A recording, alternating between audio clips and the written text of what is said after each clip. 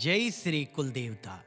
यदि आपके जीवन में संकट, रोग, भय, शत्रुता, व्यापार में बाधाएं या कोर्ट कचहरी परेशान कर रहे हैं, तो यह इष्ट देवता स्तोत्र आपके लिए अत्यंत लाभकारी है।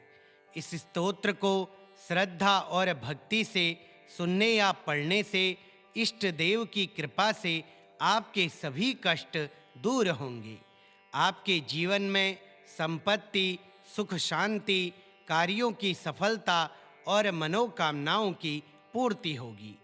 हर श्लोक आपके मन और प्राणों को सुरक्षा का अनुभव कराता है और इष्ट देव की अनंत शक्ति आपके जीवन को हर बाधा से सुरक्षित रखती है। तो चलिए प्रारंभ करते हैं यह दिव्य स्तोत्र पाठ। श्री इष्ट देवता स्तोत्रम्। इष्टं मे देवतां नित्यं नमामि प्रेम भावितं, सर्वकामप्रदं शान्तं सर्वदुःखविनाशकं। त्वमेव शरणं नाथ, त्वमेव हृदि भावितः, भक्तिं मे देहि नित्यं, त्वमेव जीवनस्य गतः। सर्वसाक्षि प्रभो नित्यं त्वं दयालुः कृपानिधि, मम चित्ते सदा वासं कुरु देव करुणानिधि। दीनार्तजनपालकं पापहृतं शुभप्रदं, शरणागतवत्सल त्वं कुरु कृपां मयि प्रभो। मनोवाञ्छितसिद्ध्यर्थं जपे नाम तव प्रिये, सर्वसौभाग्यसम्पत्तिः लभ्यते तव कीर्तने। नमः शिवाय वा विष्णवे, नमो दुर्गे गणेशते, यः इष्टो मे स एव त्वं, नमो नमः सदा मम। त्वं दाता सुखसम्पत्तिः, त्वं नाशकः खलदुःखिनां, त्वद्भक्तिर्मे सदा स्थायिन् इति मे हृदि संकल्पः। यः पठेत् शृणुयात् नित्यं स्तोत्रं श्रद्धा समन्विता, सर्वान् कामान् वाप्नोति इष्टदेव प्रसादतः। इदं स्तोत्रं महापुण्यं भक्तिवर्धनकारणम्, इष्टसाक्षात्कारदं हि पठेत् भक्त्या सदा नरः। इष्टं मे देवतां नित्यं नमामि प्रेम भावितं, सर्वकामप्रदं शान्तं सर्वदुःखविनाशकं। त्वमेव शरणं नाथ, त्वमेव हृदि भावितः, भक्तिं मे देहि नित्यं, त्वमेव जीवनस्य गतः। सर्वसाक्षि प्रभो नित्यं त्वं दयालुः कृपानिधि, मम चित्ते सदा वासं कुरु देव करुणानिधि। दीनार्तजनपालकं पापहृतं शुभप्रदं, शरणागतवत्सल त्वं कुरु कृपां मयि प्रभो। मनोवाञ्छितसिद्ध्यर्थं जपे नाम तव प्रिये, सर्वसौभाग्यसम्पत्तिः लभ्यते तव कीर्तने। नमः शिवाय वा विष्णवे, नमो दुर्गे गणेशते, यः इष्टो मे स एव त्वं, नमो नमः सदा मम। त्वं दाता सुखसम्पत्तिः, त्वं नाशकः खलदुःखिनां, त्वद्भक्तिर्मे सदा स्थायिन् इति मे हृदि संकल्पः।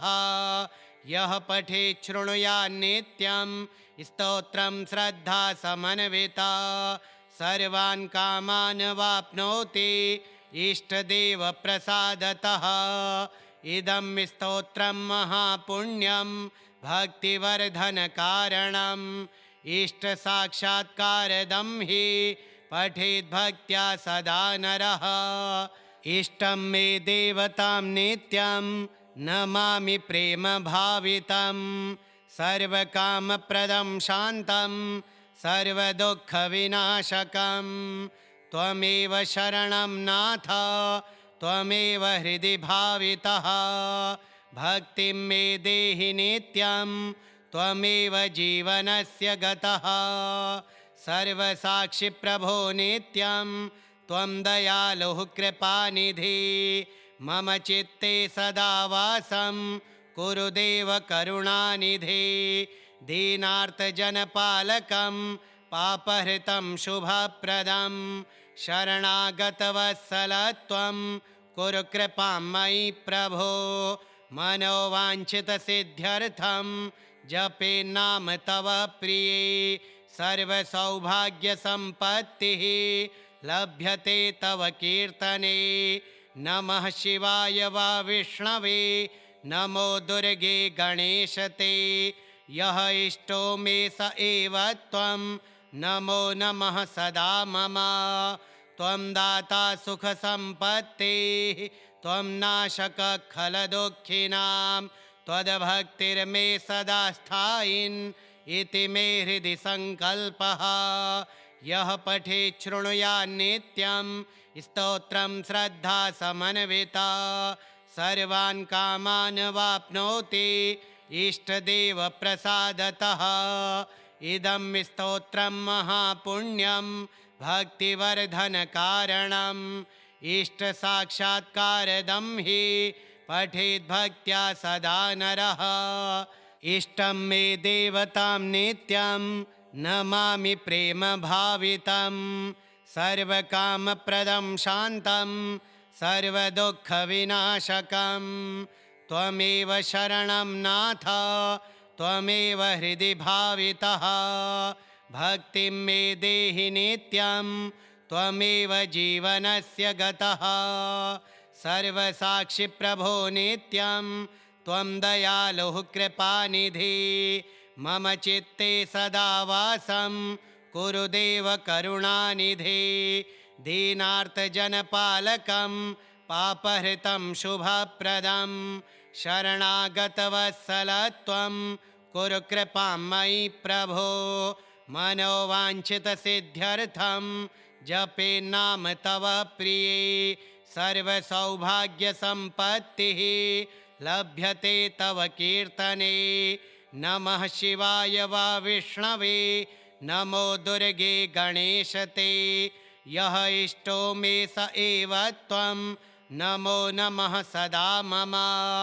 त्वं दाता सुखसम्पत्तेः त्वं नाशकः खलदुःखिनां त्वद्भक्तिर्मे सदा स्थायिन् इति मे हृदि सङ्कल्पः यः पठेत् शृणुयात् नित्यं स्तोत्रं श्रद्धा समन्विता सर्वान् कामान् वाप्नोति इष्टदेवप्रसादतः इदं स्तोत्रं महापुण्यं भक्तिवर्धनकारणम् इष्टसाक्षात्कारदं हि पठेत् भक्त्या सदा नरः इष्टं मे देवतां नित्यं नमामि प्रेमभावितं सर्वकामप्रदं शान्तं सर्वदुःखविनाशकं त्वमेव शरणं नाथ त्वमेव हृदि भावितः भक्तिं मे देहि नित्यं त्वमेव जीवनस्य गतः सर्वसाक्षि प्रभो नित्यं त्वं दयालुः कृपानिधि मम चित्ते सदा वासं कुरु देव करुणानिधि दीनार्तजनपालकं पापहृतं शुभप्रदं शरणागतवत्सलत्वं कुरु कृपां मयि प्रभो मनोवाञ्छितसिद्ध्यर्थं जपे नाम तव प्रिये सर्वसौभाग्यसम्पत्तिः लभ्यते तव कीर्तने नमः शिवाय वा विष्णवे नमो दुर्गे गणेशते यः इष्टो मे स एव त्वं नमो नमः सदा मम त्वं दाता सुखसम्पत्तेः त्वं नाशकः खलदुःखिनां त्वद्भक्तिर्मे सदा स्थायिन् इति मे हृदि सङ्कल्पः यः पठेत् शृणुयात् नित्यं स्तोत्रं श्रद्धा समन्विता सर्वान् कामान् वाप्नोति इष्टदेवप्रसादतः।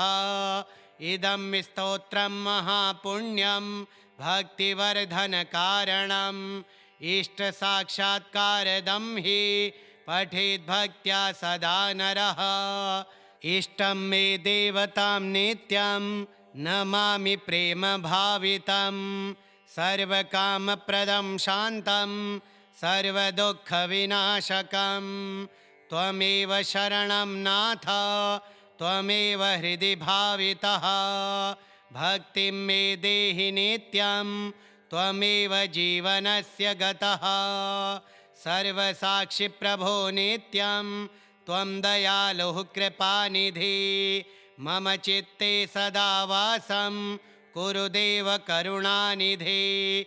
दीनार्तजनपालकं पापहृतं शुभप्रदं शरणागतवत्सलत्वं कुरु कृपां मयि प्रभो। मनोवाञ्छितसिद्ध्यर्थं जपे नाम तव प्रिये सर्वसौभाग्यसम्पत्तिः लभ्यते तव कीर्तने।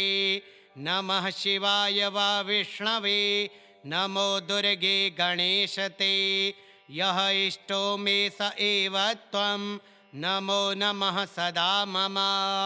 त्वं दाता सुखसम्पत्तेः त्वं नाशकः खलदुःखिनां त्वद्भक्तिर्मे सदा स्थायिन् इति मे हृदि सङ्कल्पः। यः पठेत् शृणुयात् नित्यं स्तोत्रं श्रद्धा समन्विता सर्वान् कामान् वाप्नोति इष्टदेवप्रसादतः। इदं स्तोत्रं महापुण्यं भक्तिवर्धनकारणम् इष्टसाक्षात्कारदं हि पठेद्भक्त्या सदा नरः। इष्टं मे देवतां नित्यं नमामि प्रेमभावितं सर्वकामप्रदं शान्तं सर्वदुःखविनाशकं त्वमेव शरणं नाथ त्वमेव हृदि भावितः। भक्तिं मे देहि नित्यं त्वमेव जीवनस्य गतः। सर्वसाक्षि प्रभो नित्यं त्वं दयालुः कृपानिधि मम चित्ते सदा वासं कुरु देव करुणानिधि। दीनार्तजनपालकं पापहृतं शुभप्रदं शरणागतवत्सलत्वं कुरु कृपां मयि प्रभो। मनोवाञ्छितसिद्ध्यर्थं जपे नाम तव प्रिये सर्वसौभाग्यसम्पत्तिः लभ्यते तव कीर्तने। नमः शिवाय वा विष्णवे नमो दुर्गे गणेशते। यः इष्टो मे स एव त्वं नमो नमः सदा मम। त्वं दाता सुखसम्पत्तेः त्वं नाशकः खलदुःखिनां त्वद्भक्तिर्मे सदा स्थायिन् इति मे हृदि सङ्कल्पः। यः पठेत् शृणुयात् नित्यं स्तोत्रं श्रद्धा समन्विता सर्वान् कामान् वाप्नोति इष्टदेवप्रसादतः।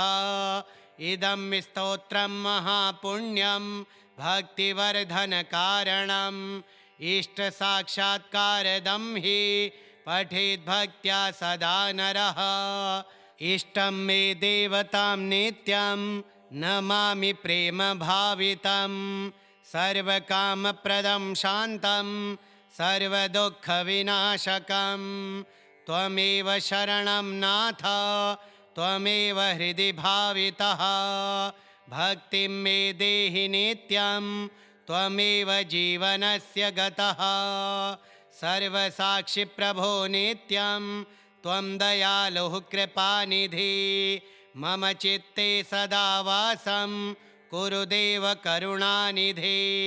दीनार्तजनपालकं पापहृतं शुभप्रदं शरणागतवत्सलत्वं कुरु कृपां मयि प्रभो। मनोवाञ्छितसिद्ध्यर्थं जपे नाम तव प्रिये सर्वसौभाग्यसम्पत्तिः लभ्यते तव कीर्तने।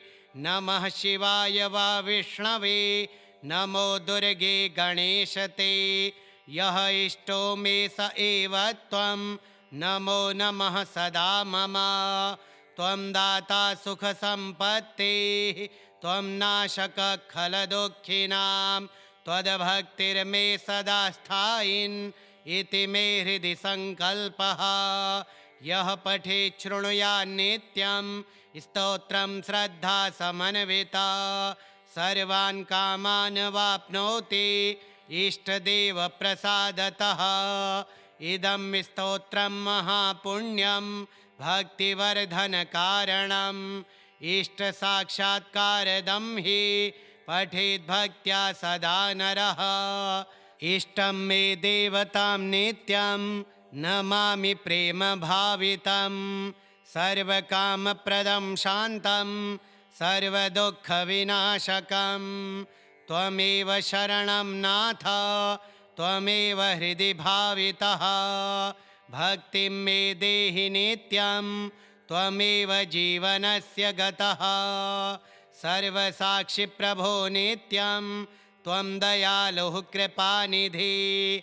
मम चित्ते सदा वासं कुरु देव करुणानिधि। दीनार्तजनपालकं पापहृतं शुभप्रदं, शरणागतवत्सलत्वं कुरु कृपां मयि प्रभो। मनोवाञ्छितसिद्ध्यर्थं जपेन्नाम तव प्रिये। सर्वसौभाग्यसम्पत्तिः लभ्यते तव कीर्तने। नमः शिवाय वा विष्णवे, नमो दुर्गे गणेशते। यः इष्टो मे स एव त्वं, नमो नमः सदा मम। त्वं दाता सुखसम्पत्तेः, त्वं नाशकः खलदुःखिनां। त्वद्भक्तिर्मे सदा स्थायिन् इति मे हृदि सङ्कल्पः। यः पठेत् शृणुयात् नित्यं स्तोत्रं श्रद्धा समन्विता, सर्वान् कामान् वाप्नोति इष्टदेवप्रसादतः। इदं स्तोत्रं महापुण्यं भक्तिवर्धनकारणम्। इष्टसाक्षात्कारदं हि पठेद्भक्त्या सदा नरः। इष्टं मे देवतां नित्यं नमामि प्रेमभावितं। सर्वकामप्रदं शान्तं सर्वदुःखविनाशकं। त्वमेव शरणं नाथ, त्वमेव हृदि भावितः। भक्तिं मे देहि नित्यं, त्वमेव जीवनस्य गतः। सर्वसाक्षि प्रभो नित्यं, त्वं दयालुः कृपानिधि। मम चित्ते सदा वासं कुरु देव करुणानिधि। दीनार्तजनपालकं पापहृतं शुभप्रदं, शरणागतवत्सलत्वं कुरु कृपां मयि प्रभो। मनोवाञ्छितसिद्ध्यर्थं जपेन्नाम तव प्रिये। सर्वसौभाग्यसम्पत्तिः लभ्यते तव कीर्तने। नमः शिवाय वा विष्णवे, नमो दुर्गे गणेशते। यः इष्टो मे स एव त्वं, नमो नमः सदा मम। त्वं दाता सुखसम्पत्तेः, त्वं नाशकः खलदुःखिनां। त्वद्भक्तिर्मे सदा स्थायिन् इति मे हृदि सङ्कल्पः।